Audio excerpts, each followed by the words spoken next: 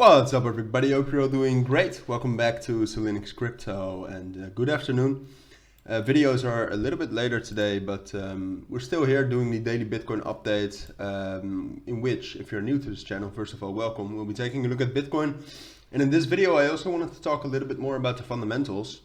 Alright, before we get on to the analysis, I quickly wanted to talk about something new going on at our partners at Fairdesk. So Fairdesk is the cryptocurrency exchange I use for my trades. It's one of the best cryptocurrency exchanges I think out there, and it's still rapidly growing with a lot of new bonuses and campaigns. So go check that out with the link down in the description. If you sign up through that link, you can actually get up to a 5,040 USDT bonus right now. If you need any help with that, hit me up. So the new feature they have at this point of time is Arena V2. So Arena V2 is a new feature where users can earn money just by prediction of the price of different cryptocurrencies. So as you can see, you can just say if you think the price is going up or down within a certain time period, and you can use USDT, Ethereum, or coupons. And coupons can be earned in what we just saw at the beginning of the video with the spins. So using these coupons from those spins, you can actually earn actual money by using those coupons in the Arena V2. So there are different ways you can actually get those spins to get coupons.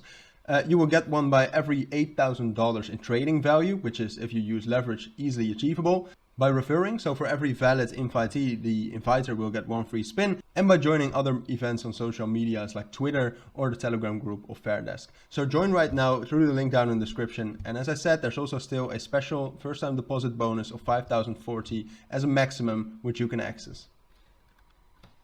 So we're going to go over the analysis I have for Bitcoin, which hasn't really changed since yesterday.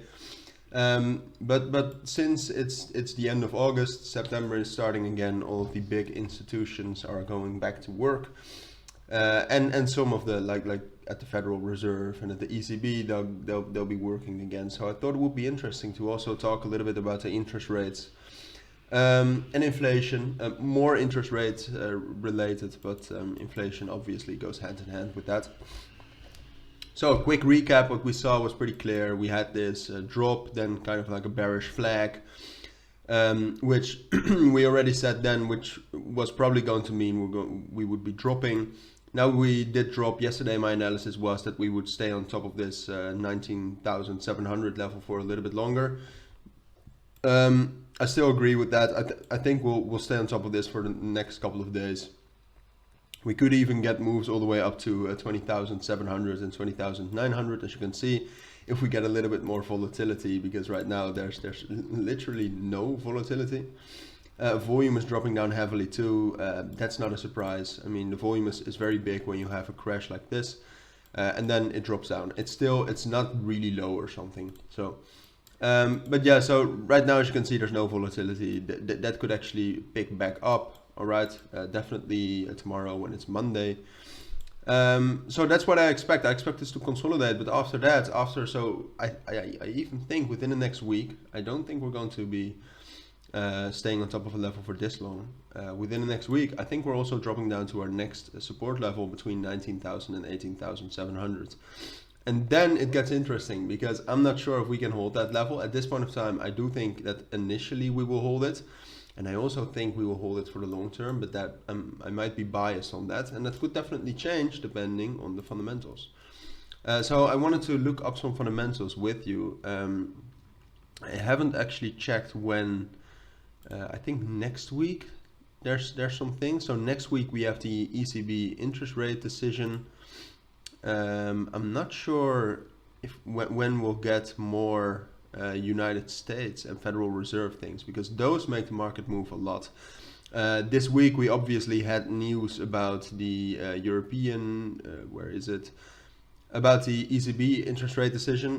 The thing is that the ECB has always been pretty slow with it, because if the ECB increases the interest rate, what happens is that all the bonds and stuff that other EU member states have purchased, that they have to pay more interest on that. So they cannot as easily as the Federal Reserve increase the interest rates, even though I would think it's the best thing for the economy, at least, not for crypto.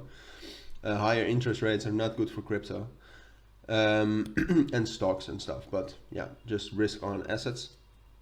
So what I expect for September, I am expecting the Federal Reserve to hike their rate again with either 0.5 or 0.75.